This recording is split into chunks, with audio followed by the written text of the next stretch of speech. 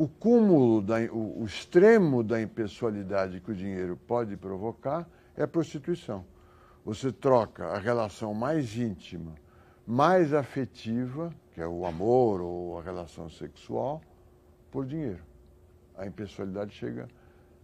Você usa essa impessoalidade do dinheiro até para transformar uma relação pessoal, íntima, afetiva, em uma relação impessoal.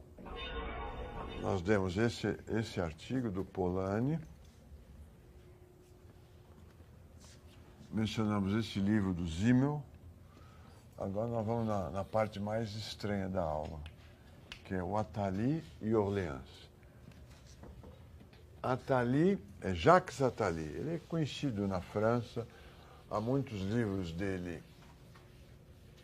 publicados no Brasil.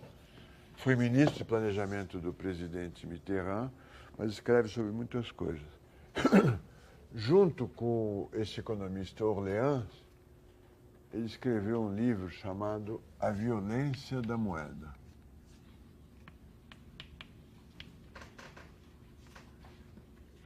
É um livro que conta a história dele. Eu, no curso de pós-graduação, pedi para uma aluna que era formada em matemática explicar um artigo do professor Mário Henrique Simons sobre indexação, um artigo cheio de matemática. E ela me disse, olha, eu só faço isso, era pós-graduação, o aluno mais soberano, né? Eu só faço isso se o senhor der o livro Violência da Moeda. Eu li e achei, como acho hoje, uma coisa muito confusa, boas ideias, mas assim, nós ficamos tontos com ela e não conseguimos entendê-las exatamente. Pois eu descobri, com o professor Beluso, que esse livro é clássico, ou obrigatório, ou leitura recomendada na Universidade de Campinas. Aí eu falei, então se é um livro importante na Unicamp, venha aqui na faculdade dar aula para meus alunos, que eu tenho dificuldades para entender. Ele veio, deu a aula e ninguém entendeu também. Mas a ideia central do artigo, por isso que eu digo, não pode ter medo de ler um livro difícil. Ele é usado mesmo na Universidade de Campinas. A ideia desse livro é uma aplicação para a teoria monetária das ideias de um antropólogo chamado René Girard. É um antropólogo, é um crítico literário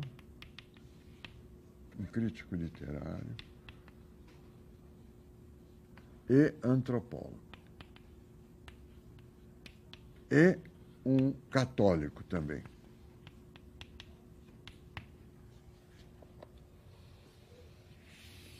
E as ideias... Agora, é um sujeito era desconhecido aqui no Brasil, ou ele está muito velhinho, ele morreu, mas que passou a ser lido mais frequentemente, o René Girard. Acho que por um grupo de professores, e agora há a promessa ou há o anúncio da publicação de todos os seus livros. Eu li muitos livros do Girard, porque as ideias que ele apresenta são fascinantes. Vamos ver quais são. São a partir dessas ideias que o Attali e o Orleans estudam a moeda. Então, é uma aplicação da teoria do Girard, ou da visão de mundo do Girard, para a teoria monetária. O Girard diz o seguinte, essa aqui é numa descrição de economista, mas é razoável. A nossa subjetividade, que na construção da nossa subjetividade, quer dizer, eu, João, sou professor, economista, uso iPhone, me vejo dessa e dessa forma, tenho esses e outros gostos, essas e outras idiosincrasias. Essa construção da subjetividade que nós, economistas, tomamos como um dado, nós começamos a partir de um consumidor soberano. É a herança da teoria, a influência ou a importância do utilitarismo na nossa formação. Nós supomos que o consumidor sabe o que quer. Não incorporamos na nossa teoria nada do Freud, do Lacan, do Girard. Nós começamos deste dado, o consumidor sabe o que quer. E a frase do Freud, acho que dele é importante, é Deus nos proteja dos nossos desejos. Né?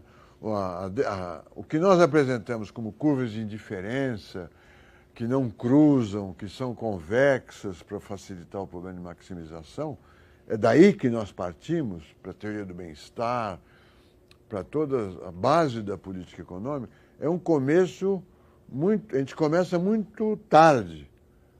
Há um grande esforço intelectual, um grande volume de reflexão, tanto religiosos, como psicológicos, como filosóficos, para entender quem é que somos nós, como é que nós nos criamos, quem é o ego. Para os economistas não se interessam por isso. Nós começamos a partir de um consumidor soberano ou de um consumidor soberano que virou empresário e quer maximizar lucros. O Girard se preocupa com esse tema, como é que se constrói a subjetividade. E ele diz que se constrói por um processo mimético. Mimético que é de cópia, de copiar. É um processo mimético do desejo dos outros.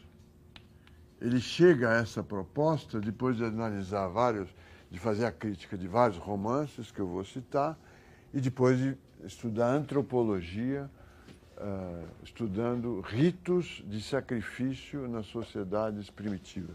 Rito de sacrifício é matar uma galinha, matar um boi, dançar em volta, prender um escravo e tacar fogo nele. Todas as sociedades primitivas têm ritos de sacrifício. Então essa é a conclusão, ou a linha que saiu de todos os seus estudos. Ele afirma que nós construímos a nossa subjetividade copiando os outros. Se o Rafael for o meu padrão de cópia, eu vou querer ter uma camisa igual a do Rafael. Aí é fácil, eu vou à loja, procuro uma camisa branca, polo, igual a do Rafael.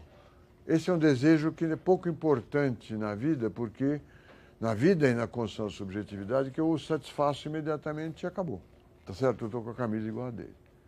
Quando eu comprei tudo que ele tinha, o tênis, a calça, a mochila, eu vou copiar um desejo que é absolutamente impossível de resolver. Eu vou desejar o que ele deseja. Esse é o desejo que não pode ser satisfeito. É desejar o desejo dos outros. E é a partir disso que eu construo a minha subjetividade. Se está difícil de entender, vamos ver o que ele fala sobre o Édipo. Diferentemente do Freud, que imagina que o Édipo é uma relação afetiva, talvez sensual, entre o filho e a mãe, essa é a base da explicação do Freud. Ele diz, não é uma relação sensual ou afetiva do filho com a mãe. O filho deseja a mãe porque a mãe é a mulher do homem que ele mais admira, que é o pai. É porque ela é a mulher do grande homem, que é o pai, que eu desejo a mulher dele. Se o pai, se esse cara tivesse largar a mãe, eu também não quero mais ela. Meu desejo se muda para outra coisa. Isso é que é desejar o desejo dos outros. É porque o pai é o herói, o líder, o homem forte. Ele escolheu aquela mulher, eu também quero aquela mulher, que é minha mãe. Essa é uma visão simplificada do desejo mimético. Estamos longe da teoria monetária, mas vamos chegar perto já já.